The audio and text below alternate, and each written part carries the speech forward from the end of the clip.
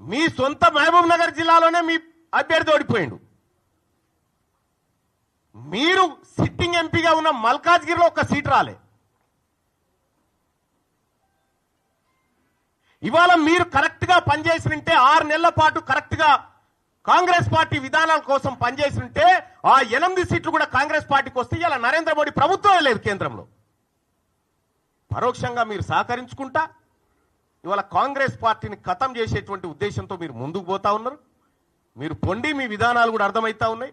నిన్నగాక మొన్న Congress party MLC అభ్యర్థి నరేందర్ రెడ్డి గారు ఆయన ఎన్నికల ప్రచారానికి పోయి ఈయన గెలిచినా గెలవకపోయినా ఒకటే అని చెప్పి, ఈయన గెలిచినా గెలవకపోయినా ఒకటే అని చెప్పే, మరి నరేంద్ర మోడీ గారు బొమ్మ పెట్టుకున్నటువంటి బీజేపీ అభ్యర్థి ఆడ గెలుస్తా ఉన్నాడు. ఇంకో టీచర్ ఎమ్మెల్సీ ఎన్నికల్లో